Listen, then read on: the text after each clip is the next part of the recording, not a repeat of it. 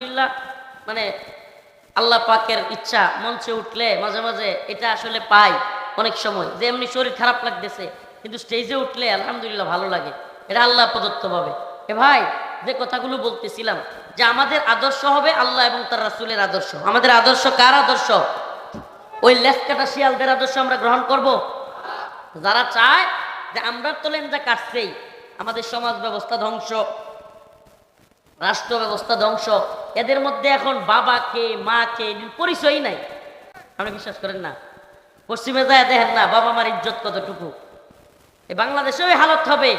এই যে শুনছেন না গত কয়েকদিন আগে, দুই তিন দিন আগে, মনে হয় 2-3 দিন আগে মাকে মেরে ফেলছে সন্তান। কেন মারছে? কালচার পশ্চিমাটা আয়া পড়ছে, আসতেছে, ছেলেকে বিয়ে করায় না, গার্লফ্রেন্ড নিয়ে ঘুরে। এখন গার্লফ্রেন্ড চালাইতে হইলে তো গার্লফ্রেন্ড তো আর এমনিতে ঘুরবো না, টাকা লাগবো, খাওয়াইতে হইব।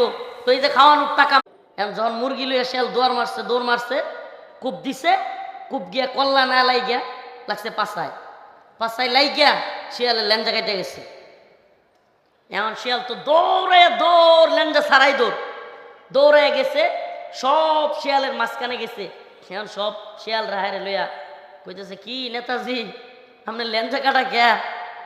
তো সে একটু ভাবসাব নিয়ে কইতেছে, আর বলিস না, তোরা কি জানিস আজকের দিনে যে ইচ্ছাকৃত লেজ কাটবে সে আগামী 100 বছর আমাদের নেতা থাকবে। কথাটা মনে হয় বুঝাইতে পারি নাই। ফন্দি কি, বুদ্ধি কি? বুদ্ধি হইল সব্বি যদি লেজ কাইটা লায় তাহলে তো আমার নেতা থাকতে সমস্যা নাই। হ্যাঁ, সমস্যা আছে। কারণ আমেরিকা এই বদমাশগুলো নারী থেকে পুরুষ, ট্রান্সজেন্ডারের নামে, শরীফ থেকে শরীফা, হঠাৎ করে আপনার ছেলে বলতেছে আমি শরীফা।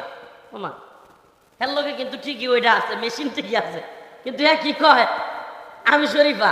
ওরে বদমাশ, আমি হাসতেছেন বাবা, এটা খুব কষ্টের কথা।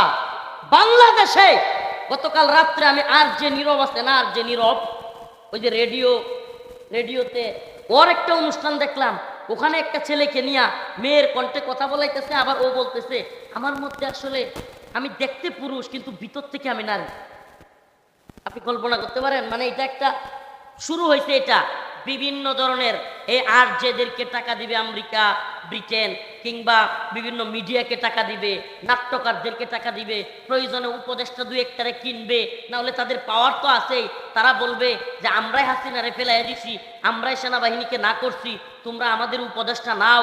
এই এই মুস্তফা সরোয়ার ফারুকির মতো সমকামী এই সমস্তদেরকে ঢুকাবে। তাদের এজেন্ডা হলো বাংলাদেশের সমকামিতাকে প্রমোট করা। নাউজুবিল্লাহ। কি করা?